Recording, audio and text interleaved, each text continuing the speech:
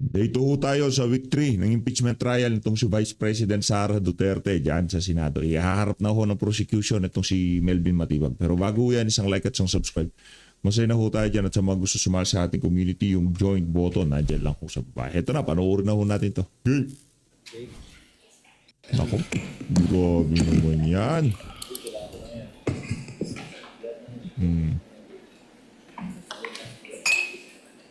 Yung sa likod bato ay yung sa likod batukan niya na. Yan ang pumasok sa inyo nung mga nagdang buwan.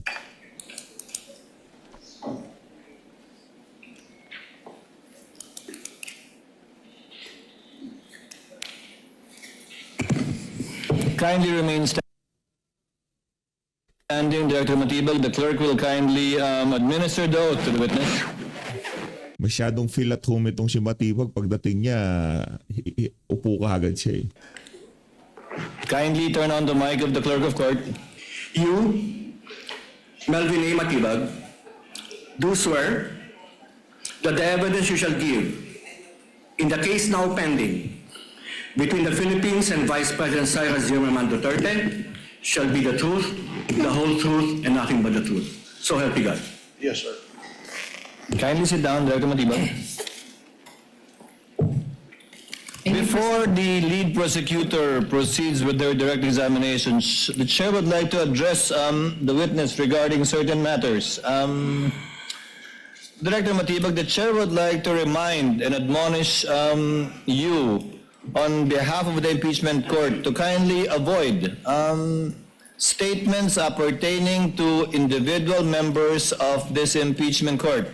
Without prejudice to any investigation you're undertaking, you may do so, but without need of issuing statements that may impinge upon the independence and or integrity of the court or the individual senator judges. And for this reason, for your information as well, Attorney Director Matibag, these statements made by Senator Judge Alan Peter Cayetano and Senator Judge Pia Cayetano last July 15, pertaining to statements made by you and the video presented in the impeachment court shall be referred to the Senate as a legislative body and referred to the appropriate committee, specifically the Rules Committee, for its proper disposition and for the matter to be taken up thereat, and not in this impeachment court.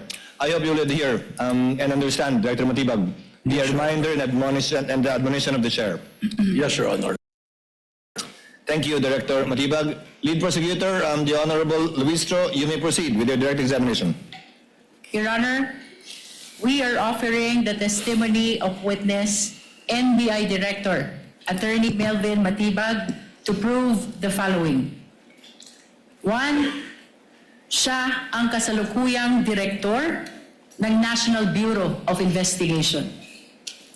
2. Matapos siyang italaga bilang direktor, may binuo siyang special task force para magsagawa ng investigasyon sa patuloy na mga pagbabanta sa buhay ng Pangulo.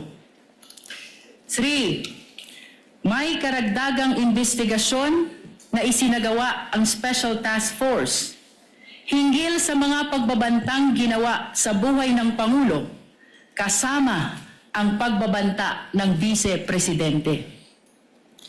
4.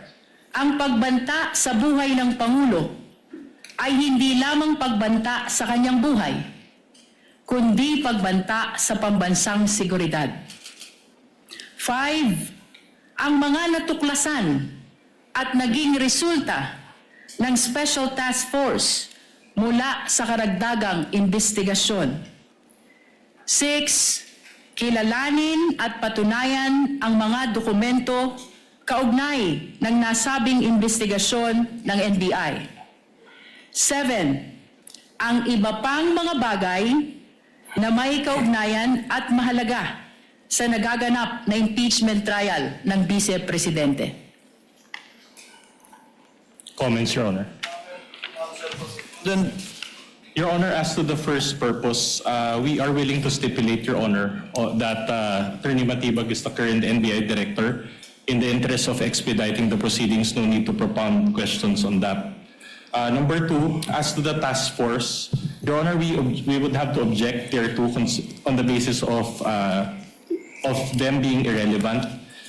Your Honor, would just like to manifest for the record that such task force, Your Honor, was not part of the articles of impeachment as well as the impeachment complaint.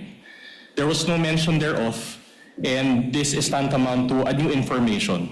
So, Your Honor, we just like to manifest for the record that the articles of impeachment is akin to a information that is filed in court, and the trial's already started, and the prosecution cannot modify such information or articles of impeachment. For such will be a violation of our client's right to due process, particularly her right to be promptly and fully apprised of the exact charge against her. So any new information is irrelevant.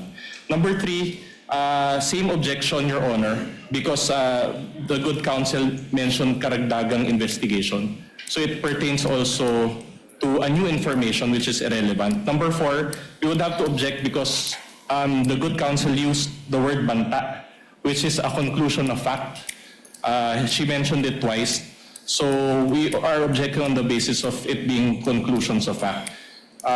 Number five, as to the special task force, same objection, Your Honor, considering that, again, there was no mention of such information, new information in the articles of impeachment. Numbers are okay, Your Honor. Would the lead prosecutor care to respond? We would like to respond, Your Honor. Ruling na kagad. Ba't pa magre-respond? Ruling na kagad. Narinig mo na yung sinabi niya, pinapasagot mo. Sinagot lang yung sinabi, tapos bali, nagsalita si Luis Tro. Nag-object ang prosecution. Mag-rule ka na kagad. Ba't pa care to response? The lady may proceed. Ang bira. Your Honor. Ikaw na lang mag-preside TH. Ako na, siya na.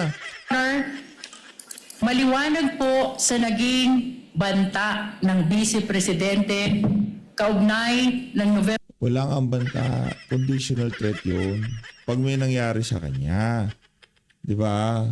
Kung wala namang gagamitin yung mga adik yung amo sa KVP, wala namang dapat katakot. Number 23, 2024 na video. May kinausap siyang tao kaugnay ng kanyang banta sa buhay ng Presidente, ng First Lady at ng dating Speaker. Later, Your Honor, we will present that this special task force was specifically created for the purpose of furthering the investigation because of the possibility of seeing na hindi po mag-isa ang Vice Presidente sa bantang ito. In other words, Your Honor, the mention of Special Task Force, including its creation at ang karagdagang investigasyon nito, passes the test of relevance. As a matter of fact, this is the very reason why we are presenting Attorney Melvin Matibag, the NBI Director, before the Honorable Impeachment Court. Your Honor, the defense likewise mentioned that Special Task Force was not mentioned in the articles of impeachment. Nais ko pong ibalik ang naging desisyon ng kagalang-galang na impeachment court kahapon, kaugnay ng mga dokumento which pertains to acts and omissions prior to 2022 and acts or omissions which were not specifically mentioned in the articles of impeachment. Ang mahalaga po dito, Your Honor, ay itong mga aligasyon or testimony to be presented ay may kaugnayan o relevant sa article of impeachment. It is not necessary that they be specifically mentioned in the articles of impeachment. Finally, Your Honor, they likewise raised the issue of due process of the respondent. It is very much apparent. Ang mangyayari ho dito, makikiisa ho talaga ang impeachment court sa paninira kay Bibi Sara. ako hindi na ako umaasa na magkakaroon pa ng parehas na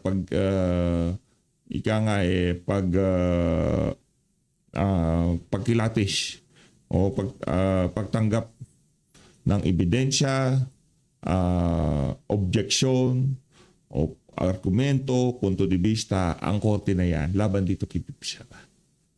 Hindi ho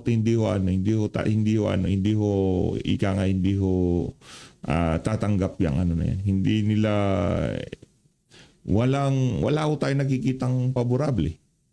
Ang lahat ho ng ginagawa nila ay paborable sa prosecution. Yun ang nangyayari dito. Your Honor, since day one Yung fairness lang ba? Fairness. of our impeachment trial, the respondent is very well represented by her very much able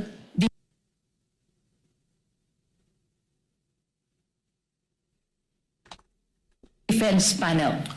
In other words, Your Honor, atin pong ibinibigay ang nararapat na due process sa respondent vice president in as far as this impeachment trial is concerned, kasama na po ang pagtestigo ni NBI Director, kaugnay ng Special Task Force at ang mga naging investigasyon nito. Just a short rejoinder, Your Honor. Counsel for respondent may do so before the chair makes a ruling on the offer and the comments to the offer. You may proceed, Attorney Binlon. Your Honor, considering that the prosecution mentioned dates prior to the appointment of Director Matibag, then we would also add as basis for our objection his lack of personal knowledge. Noted. Chair will now make a ruling.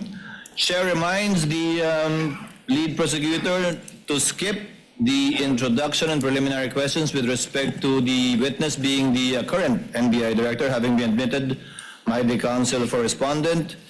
Insofar as the phrase banta is concerned, Chair would like to remind the senator judges that that is indeed a conclusion which the prosecutors will seek to prove.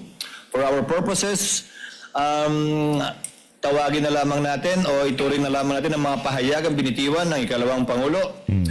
Kups ka sa Luis Troy. O yung PH, parehas na. Hindi.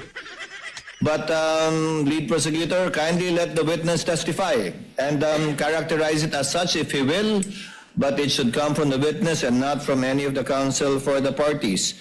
As to the task force was formed on April 16, 2026, after the impeachment complaints have been filed. Although the impeachment complaint was filed before the Senate in May, the impeachment complaints were already filed prior to the formation of the task force. And as a last point, this, if at all, would show persistence, absence or lack of it, which is an element of the crime of grave threats which the prosecution is seeking to prove. Again, not through their statements, but through the witnesses they will be presenting in the person today of Director Matibag. The chair will therefore allow the testimony, and the counsel for the respondent may object at any time with respect to the points he raised, and the chair will rule each time an objection is raised regarding that matter without prejudice. I'm already seeing what Attorney Binloan will do because he's reaching for the mic. Without prejudice to the counsel, of course, making a continuing objection with respect to his observations to the offer so that we would abbreviate the proceedings and he won't need to object each time if at all it is brought up. Would that be correct, Attorney? Yes, Your Honor, we register our continuing objection and everything subject to cross, Your Honor. Noted. The lead prosecutor may proceed. Your witness. Mr. Witness, pakisabi po ang inyong pangalan, edad, at iba pang pagkakakilanlan. Ako po ay si Attorney Melvin Matibag na kasalukuyang Director ng National Bureau of Investigation. Ang aming pong tanggapan ay address na 9th floor Philadelphia Cyber Zone Building, Estado Macapagal, Pasay City. Nabanggit mo na ikaw ay isang abogado. Gaano ka na katagal sa nasabing propesyon? 29 years po. Saan ka nagtapos ng iyong abogasya? Sa Ateneo Law School po. Bago ang iyong abogasya, ano ang una mong inaral sa kolehiyo? Ako po ay nagtapos ng Bachelor of Arts, Major in Philosophy sa University of Santo Tomas. Pagkatapos naman ng abogasya, Mr. Witness, ano ang iyong inaral kung mayroon man? Nag-aral po ako ng Masters of Law, Major in Corporate and Finance Law sa Wayne State University, Detroit, Michigan, USA po. You are here as NBI Director. Bago ka itinalaga bilang NBI Director, ano ang iyong mga naging trabaho kung mayroon man? Bago po ako itinalaga na NBA Director, kasalukuyan po akong naglilingkod bilang Dean o Dekano ng Lyceum Alabang College of Law. Nabanggit mo na ikaw ay dating Dean ng Lyceum College of Law, Alabang. Bukod sa pagiging Dean, ano pa, kung mayroon man, ang iyong naging trabaho bagong iyong pagkatalaga? So para may credibility itong si Matibag, establish niyo muna kung ano mga naging trabaho niya. Okay, sige, tuloy lang. Bilang NBI Director. Ako po ay nanungkulan na rin sa iba't ibang kapasidad sa ilalim po ng iba't ibang administrasyon. Una po dito bilang Director ng Laguna Lake Development Authority sa administrasyon po ni dating Pangulong Gloria Macapagal Arroyo. Nabanggit mo na ikaw ay naglingkod bilang Director ng Laguna Lake Development Authority panahon ng dating Pangulo, Gloria Macapagal Arroyo. Ano pa, Mr. Witness, kung mayroon man, ang iyong naging trabaho bago ka itinalaga bilang NBI Director? Sa administrasyon po din ng dating Pangulong Gloria Macapagal Arroyo, ako rin po ay nanungkulan bilang General Manager ng Manila International Airport Authority at sa administrasyon din po ng dating Pangulong Rodrigo Roa Duterte, ako rin po ay nanungkulan sa iba't ibang kapasidad po. Naray ko. Nabanggit mo na sa ilalim ng administrasyon ni Pangulong Duterte, nanungkulan ka rin sa gobyerno. Ano itong mga posisyon mo sa gobyerno na iyong nabanggit? Objection, Your Honor. Relevance. Your Honor, may I Counsel may respond? answer. Counsel may respond The rather. prosecution, Your Honor, is establishing the competence of the witness, the qualification as an official of the government. We are establishing, Your Honor, that he is loyal to his duty regardless of the principal he is serving. Wind up with your preliminaries, counsel. Witness may answer. Objection overruled. Thank you, Your Honor. Ako po ay nanungkulan bilang Presidente at CEO ng National Transmission Corporation mula po noong January 2017 hanggang Marso 2022 at pagkatapos na ako po ay tinalaga bilang Cabinet Secretary po ng dating Pangulong Rodrigo Roa Duterte. Kaugnay pa rin ng iyong pagiging NBI Director. Kailan ka itinalaga sa nasabing posisyon? Ako po ay nai-appoint noong pong February 20 ng kasalukuyang taon po. Mr. Witness, bilang NBI Director, ano ang iyong mga responsibilidad at kapangyarihan kung iyong nalalaman? Objection, Your Honor. We already stipulated on this matters. No need for the Director. Your Honor? Did you stipulate, counsel, as well as with the powers, responsibilities of We're willing to stipulate, Your Honor, as what the law Director? provides. Your Honor, regardless of the position of the defense to stipulate on the fact pertaining to the powers and responsibilities of the NBI Director, it is the position of the prosecution that since this is a constitutional process, mahalaga po na marinig ng ating mga iginagalang na senator judges, ganun din ng mga kababayang nanonood kung ano talaga ang responsibilidad at kapangyarihan ng isang NBI Director. Understood, counsel, but it has been stipulated already by counsel for the respondent. So kindly go straight to the matter at the soonest possible time. You're on a short leash with respect to the preliminaries on the qualifications of the witness. Kindly proceed, ma'am. Mr. Witness, ano ang iyong mga kapangyarihan at responsibilidad kung iyong nalalaman? Ang kasama po dito sa aking mga responsibilidad, ang unang-una na po, we are the primary investigating authority ng ating pong bansa.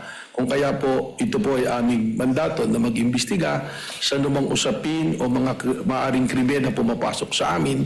At kasama rin po dito ang pagbabalangkas ng mga polisiya at pagbubuo po ng mga units or division kung kinakailangan at ang pagmamanagement po administratively po ng aming opisina. Sa mga kapangyarihan at responsibilidad na iyong binanggit, ano ang araw-araw mong ginagampanan, kung mayroon man, at kung iyong nalalaman? Ang araw-araw pong pagbabantay at pakikipag-ugnayan sa aming mga ahente dahil po sa araw-araw namin pag-iimbestiga ng iba't iba pong usapin na pumapasok po sa aming ahensya. Kaugnay pa rin ng mga binanggit mong kapangyarihan at responsibilidad, ano ang pinakamabigat mo na responsibilidad bilang NBI Director kung iyong nalalaman? Objection, Your Honor. Calls for an opinion. Witness may answer. I think witness is competent enough to answer that question. Thank you, Mr. Presiding Officer. Ang akin pong, hindi lamang po bilang primary investigating agency, kundi ang amin pong primerong ginagawa ay ang pagbabantay para po sa ating mga taong bayan at bantayan din po ng ating konstitusyon ay may patupad at siguraduhin na hindi po nagkakaroon ng kaguluhan at ligalig para ito po ay puksain, habulin at amin pong kinakailangan ay kasuhan ang mga taong lumalabag po sa amin pong mandatong binabantayan. Chair would like to remind the lead prosecutor to go into the meat of our direct examination already. I think we've heard enough of the preliminaries insofar as Director Matibag is concerned. Kindly We proceed, proceed, Your ma'am. Honor. Mr. Witness, naririto ka upang tumistigo sa impeachment trial na ito. Ano ang pagkakakilanlan ng respondent sa impeachment trial na ito kung iyong nalalaman? Malino naman po na ang nasasakdal po sa impeachment trial na ito ay ang ating pong Vice Presidente na si Vice President Sara Duterte. Bukod sa ang respondent ay ang vice-presidente, ano pa kung mayroon man ang pagkakakilanlan ng respondent sa impeachment trial na ito? Base po sa aking mandato bilang direktor nang ako po ay pumasok sa aming opisina, lahat po ng mga kasong nakabinbin at mga amin na naipasok sa Department of Justice ay akin pong niribisa at tiningnan upang akin po itong masubaybayan. At isa po sa mga kasong aking nakita rito, ang respondent po rito ay ang ating pong Vice Presidente kung saan po siya ay kinasuhan ng aming Cybercrime Division ng grave threat at inciting to sedition na sa kasalukuyan po ngayong nakabinbin sa Department of Justice. Nabanggit mo na ang respondent ay may kasong grave threat at inciting to sedition sa DOJ. Mr. Witness, ano pa kung mayroon man ang pagkakakilanlan ng respondent sa impeachment trial na ito? Ang ating pong Vice Presidente kasalukuyang ating pong subject sa ating continuing investigation dun po sa pagbabanta at plano na pagpatay po sa ating Pangulo, sa First Lady at sa dati pong Speaker of the House. Mr. Witness, may binanggit ka na continuing investigation ng NBI. Ano ang iyong ginawa kung mayroon man kaugnay ng ongoing investigation ng NBI na iyong binanggit? Tayo po ay nagtatag ng tinatawag ko ni Special Task Force po sa pamamagitan ng pag-create po ng isang administrative order kung saan bumalangkas po tayo ng mga miyembro ng aming pong opisina para sila po ang magtuloy ng investigasyon na ito at mag-monitor po ng mga kailangang gawin. Kaugnay pa rin ng binanggit mong Special Task Force. Ano ang kahalagahan nito sa investigasyon na ginagawa ng National Bureau of Investigation? Napakahalaga po para sa amin sapagkat from our law enforcement perspective, ang ginawa pong banta ng Vice Presidente ay tinatrato na namin hindi banta kundi isang plano para po sa pagpatay sa ating Pangulo. And that is a threat to the President which we consider also na threat po sa ating national security. Mr. Witness, anong katunayan mayroon ka? Kaugnay ng iyong binanggit na binuong Special Task Force? Dog show, di ba? O, bigyan natin prosecution. upang Dog show mag-imbestiga yan. sa lahat ng banta sa buhay ng presidente, kasama na ang pagbabanta ng vice-presidente. Meron po akong inisyu na Administrative Order number 11 noong April 16 ng kasalukuyang taon po.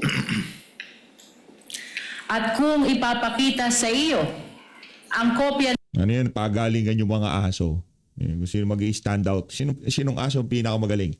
Si Matibag, si Luistro, di ba? Kaya ka dog show, di ba? Dog show yan. ng Administrative Order number 11, ito ba ay makikilala mo? Kilala mo? Opo. Your Honor, may we request that AO number 11, previously marked as Exhibit P429, be flashed? Plus We nyo. likewise request, Your Honor, that Attorney Kyle Kapunan, Assisting Counsel, be allowed to approach the witness for confirmation of the document. Assisting counsel for the prosecution may approach, and likewise, assisting counsel for the respondent may approach to confirm and validate the document being shown to the witness. Likewise, the tech, through the clerk of court, is instructed to kindly flash in the screens the document being referred to by the lead prosecutor, the Honorable Luistro. Kindly zoom it in, please. Mr. Witness, Your Honor, Your Honor. Can we be Attorney given time Villones to comment? recognized. Your Honor, we manifest for the record, Your Honor, that the document is a photocopy. So noted.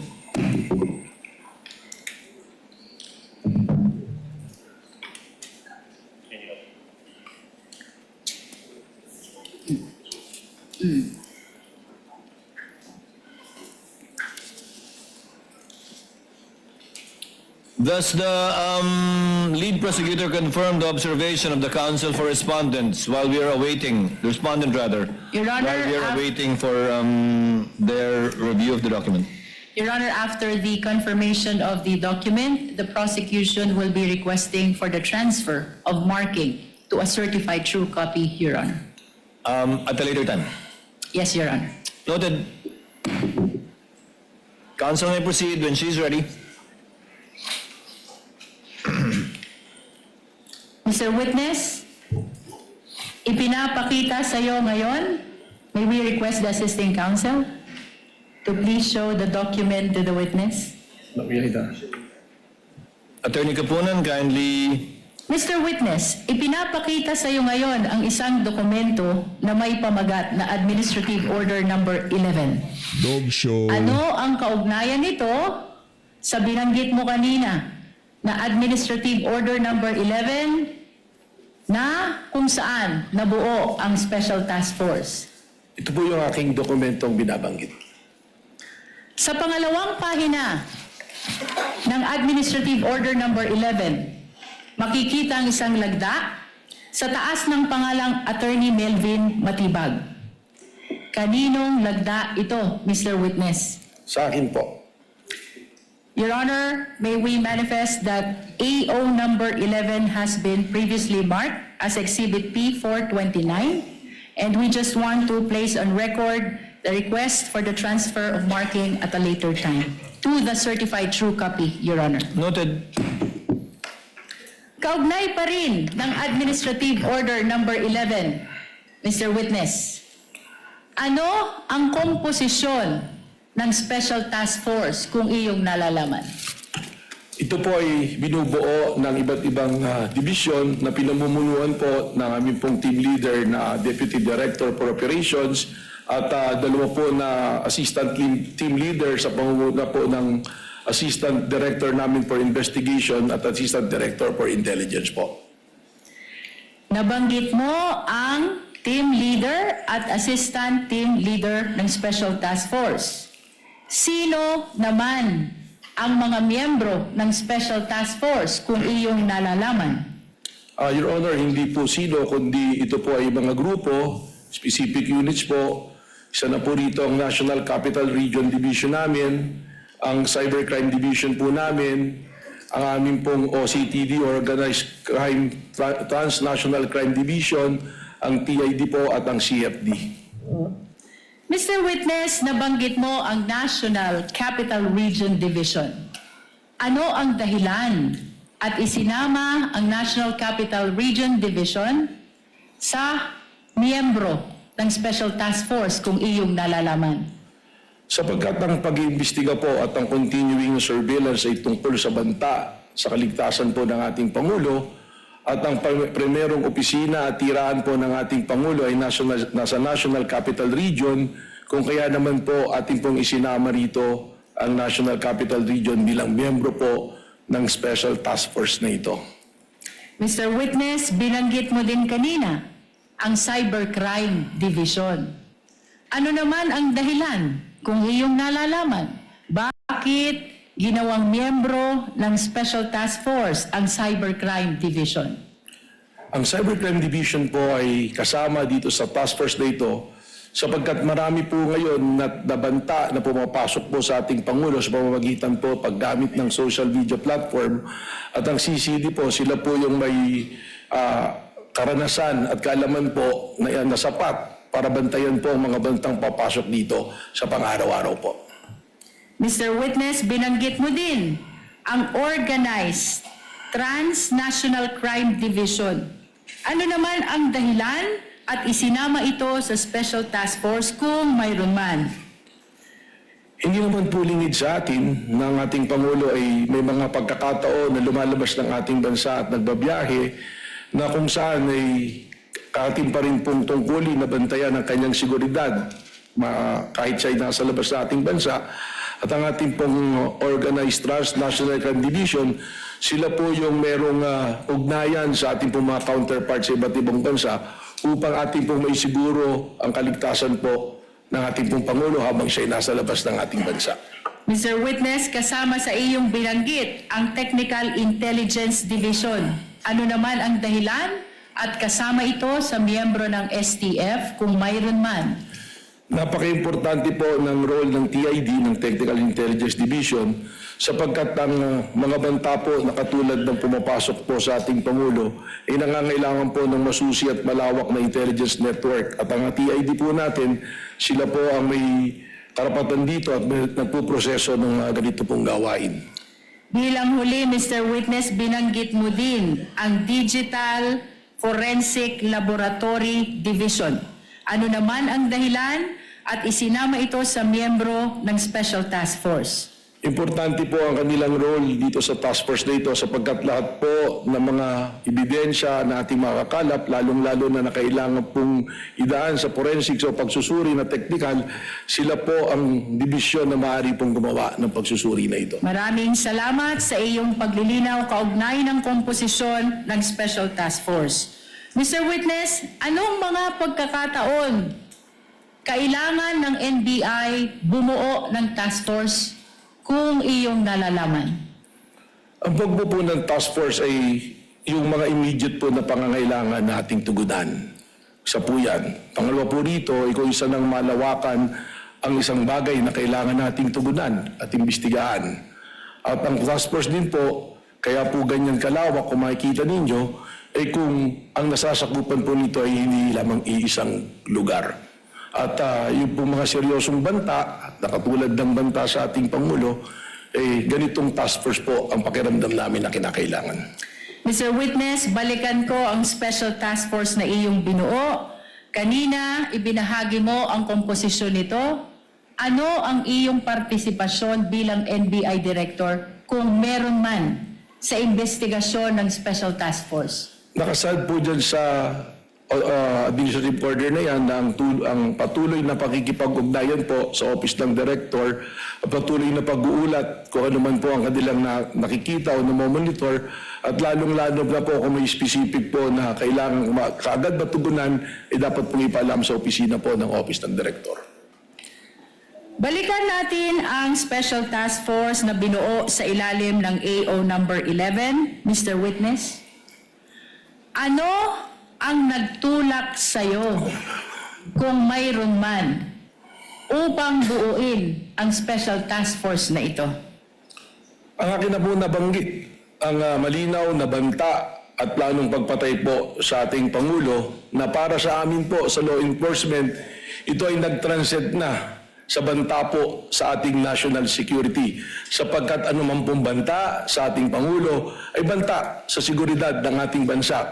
Sapagkat ito'y magdudulot ng kaguluhan, ng ligalig at destabilisasyon po sa ating pong gobyerno at sa ating pong bansa. Nabanggit mo na ang banta sa buhay ng Pangulo ay banta na rin sa national security.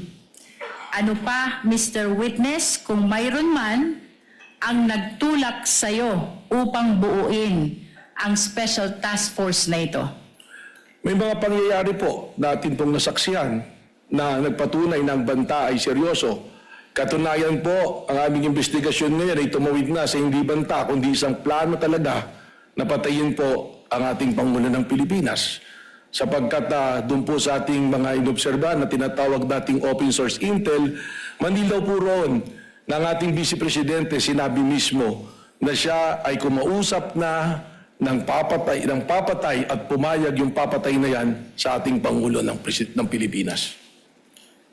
Mr. Witness, bukod sa iyong nabanggit kung saan may kinausap ang Vice Presidente na papatay sa Pangulo, ano pa, kung mayroon man, ang dahilan o nagtulak sa'yo upang buuin ang Special Task Force?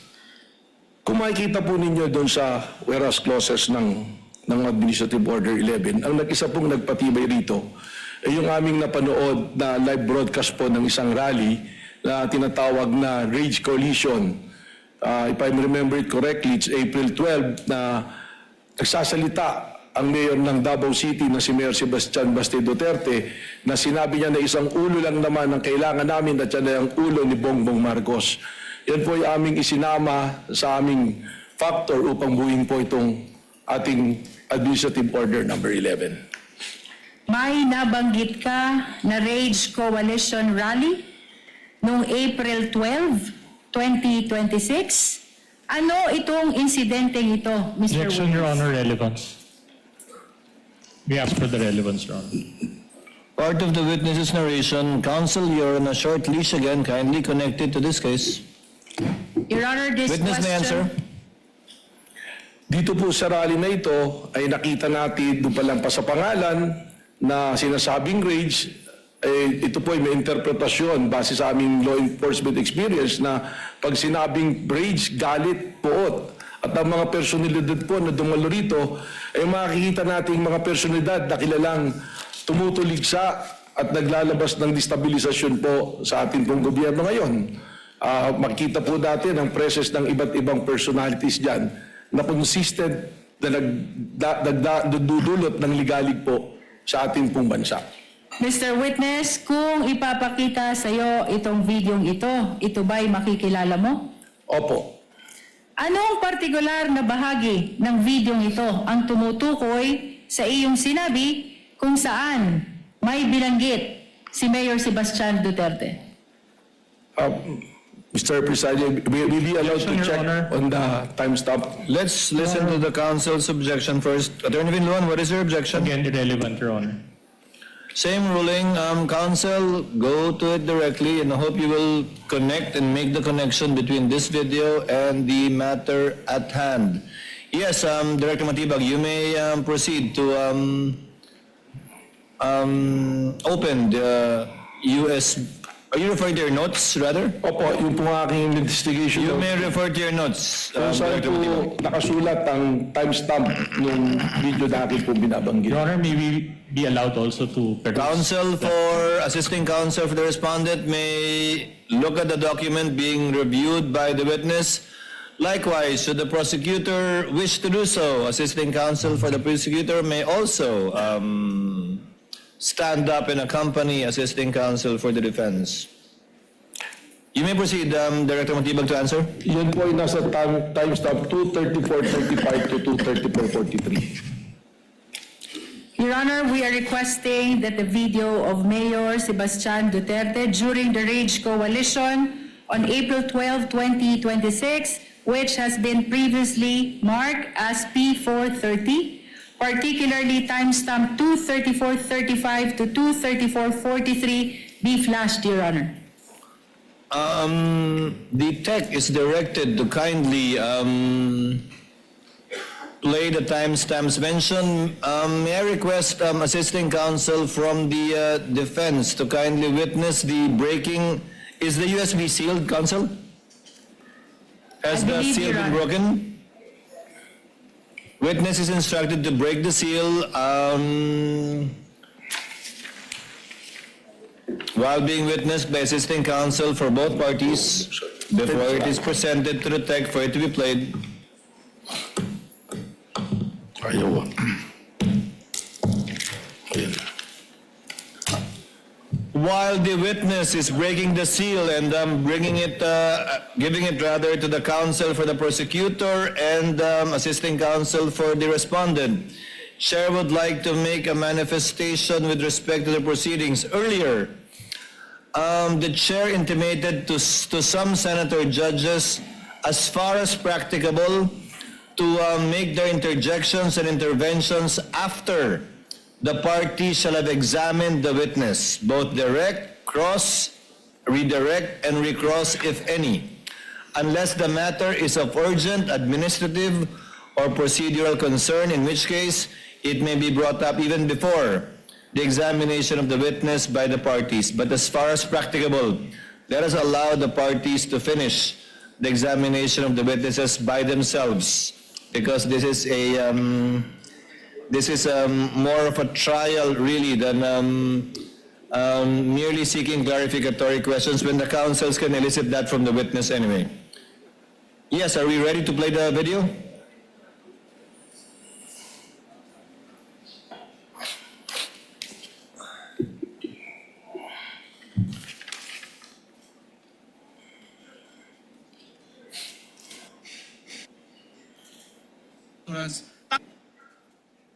Tama na yan. That's okay. Isang ulo lang naman ang kailangan namin. Ang ulo ni Bongbong Marcos! Mr. Witness, napanood mo ang video. Ano ang kaugnayan ng video na ito sa insidente ng Rage Coalition na tinukoy mo kanina? Yan po yung aking tinutukoy na video. Ano ang partikular na sinabi ni Mayor Sebastian Duterte sa nasabing insidente kung iyong naaalala? Sinabi po niya na isang ulo lang naman ang kailangan namin, ang ulo ni Bongbong Marcos.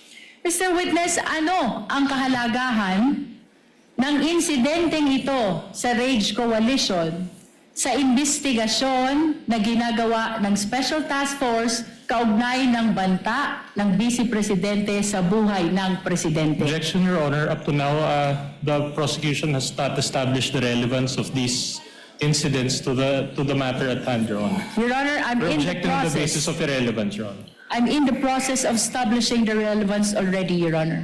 Counsel, kindly do so as best you can with the shortest possible time. I will allow it. Yung pong video na yan ay amin pong naikumpara sa mga naging pahayag ng ating Vice Presidente na kung saan meron din po kaming bidyong binalikan na ang ating Vice Presidente ay nagre-refer din po sa pagtanggal ng ulo ng ating pong Presidente. Kung kaya't nakita namin po ang pagkakahambing ng statement po ng ating pong Mayor at ng Vice President Sara Duterte. Mr. Witness, binanggit mo ang isang insidente kung saan sinabi ng Vice Presidente gusto tanggalin ang ulo ng Presidente. Ano itong insidenteng ito kung iyong nalalaman? Sa aking pong recollection sa iyong pag-iimbestiga, ito po yung kanyang press conference noong October 18 ng 2024 kung saan sinabi niya gusto kong tanggalin ang ulo niya ba? At sinabi rin po niya nga imagine cutting his head. So yan po ang binabanggit ko na video. Kaugnay ng sinabi niya na gusto ko tanggalin yung ulo niya ba? Anong partikular na bahagi ng binanggit mo na video ang tumutukoy sa sinabing ito ng Vice Presidente? Mr. Presiding Officer, respectfully, with your permission, for the timestamp, I want to refer to my... Witness is allowed to refer to his notes with the assistance and within the view of the counsel, assisting counsel for the respondent and the prosecution if they so desire. Your Honor, can we ask permission to scan the whole notebook, Your Honor? Or at least the salient portions of the notebook, Your Honor. To look at it, to scan it, to see that if baka may mga nakasulat na iba dyan na wala nang kinalaman. Just to confirm that it is indeed these notes with respect. What is the book you are referring to or notebook you are referring to, Attorney Matibag? Mr. Presiding Officer, actually, diary ko po ito at saka notes Combination. So kung makikita naman po, mula pa noon, iba't iba pong nakasulat dito. May mga personal po, may mga usapin. Ito lamang pong notes ko na to, nakatuon doon sa date kung saan po nagkaroon na ng investigation po yung Administrative Order number 11. Then just the salient portions, Your Honor. Your Honor, just for the record, we would like to invoke the right of the witness to refer to his notes because that note pertains to investigation notes which were prepared, done, written at the time of the investigation, Your Honor. That is to refresh his memory, Your Honor. No, the presiding officer already allowed it. Counsel for the respondent, your assisting counsel is there. Without necessarily scanning the whole notebook, which might contain other confidential or perhaps personal information, he may observe what the witness is referring to, and you may make your observations known to the record should he observe something out of the ordinary. Witness may answer. Ang timestamp po dun sa sinabi kong gusto kong tanggalin yung ulo niya ba is from 1:35:57 to 1:36:10 po. Your Honor, may we request that the video of the Vice President on October 18, 2024, during her press conference, previously marked as P411, particularly timestamp 1:35:57 to 1:36:10, be played, Your Honor. Has the USB seal been broken by the witness? If not, witness is instructed to kindly break the seal of the marked evidence in full view of the assisting counsels for the parties. Thereafter, for the USB to be brought to the tech booth, and the clerk of court is instructed to have it played with respect to the identified timestamps of Director Matibag.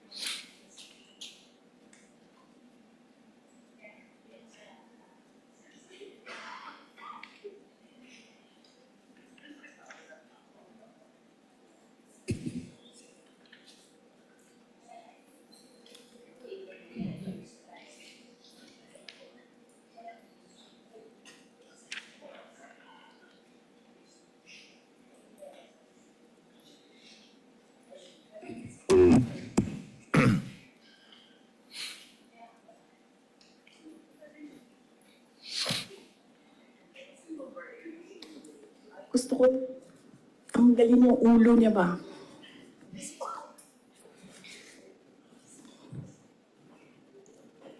Mr. Witness, Toxic. napanood mo ang video. The video is still playing, I believe, lead prosecutor. Unless you want it cut already. Yung times. It may be cut, Your Honor. I'm sorry? Do you It may want? be cut, Your Honor. Okay. The timestamp is only 1:35:57 to 1:36:10. Mr. Witness, napanood mo ang video? Ano ang kaugnayan nito sa insidenteng tinukoy mo kanina kung saan sinabi ng Vice Presidente, gusto kong tanggalin ang ulo niya ba? That is the same video that I was referring to. Kanina, Mr. Witness, binanggit mo din na may sinabi ang Vice Presidente, I imagine myself cutting his head.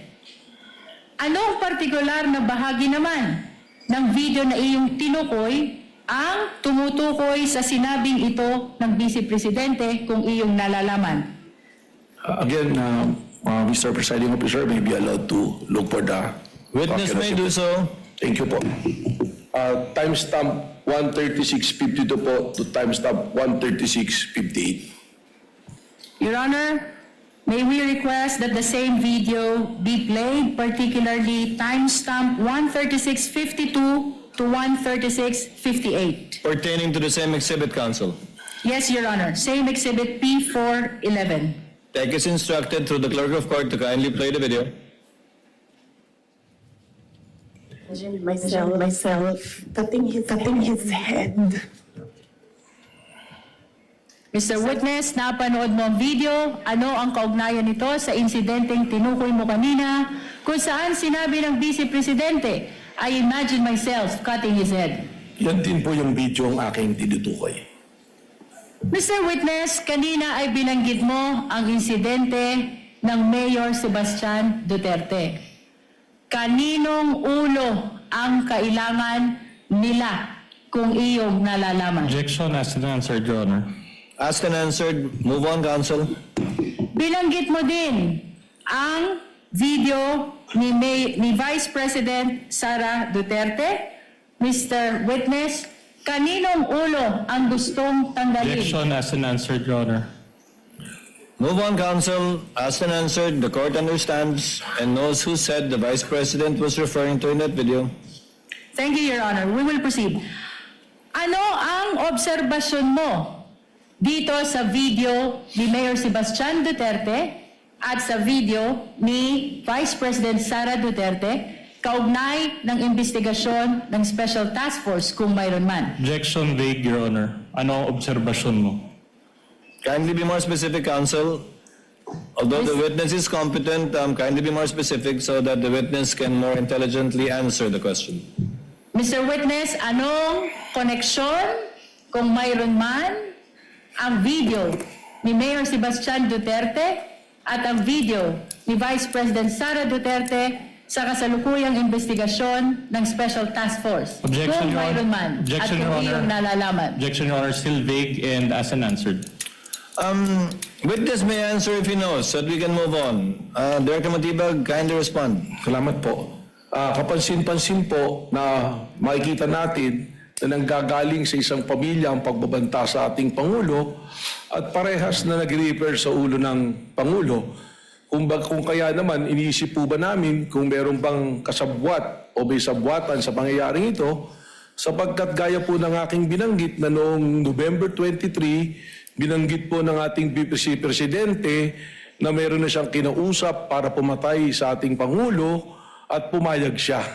Kaya ito po ang amin pong tinututukan sa task force na amin pong itinatag. Objection, Your Honor. We would have to object as to the answer being non-responsive, and we would like to move, Your Honor, that it be expunged from the record. Your Honor, the witness has answered already, and that should form part of the transcript of our trial today. Then we move to strike it off, Your Honor. The objection is overruled and the motion to strike is denied. Let it remain in the records for the appreciation of the senator judges as to the weight they will give that particular part of the witness's testimony. We will submit, Your Honor. Mr. Witness, binanggit Counsel, mo proceed. kanina na may kinausap ng tao ang Vice Presidente. Ano ang kahalagahan nito sa inyong investigasyon sa Special Task Force, kung mayroon man? Sapagkat ito po yung aming mismong tinitingnan, sapagkat ang tingin nga po namin dito that the threat is serious, active, and continuing doon po sa banta sa ating presidente. At dahil ito ay seryoso, aktibo, at patuloy na umiiral, ay nagiging banta na rin po sa ating pambansang seguridad. Sapagkat anuman pong banta sa seguridad ng ating Pangulo ay banta po sa ating national security.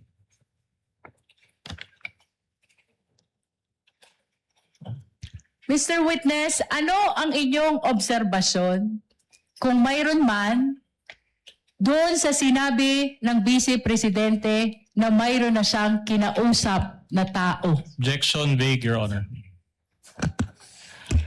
Your Honor, the witness is very much competent. Please allow him to answer the question. Witness, objection overruled. Witness may answer. Kindly move on, counsel. I think I know where you're getting at, but kindly move on toward your point. Witness may answer. Ang obserbasyon po namin dito ay hindi na ito isang banta, kundi isang plano. Sapagkat ang tingin po namin dito ay ini-allusion ng ating Vice Presidente ang kanyang planong pagpatay sa Pangulo ng Pilipinas at mga nabanggit pang kanyang gustong ipapatay doon po sa kanyang pagbabanggit sa kanyang press conference. Kanina, Mr. Witness, binanggit mo ang investigasyon ng NBI noong November 2024.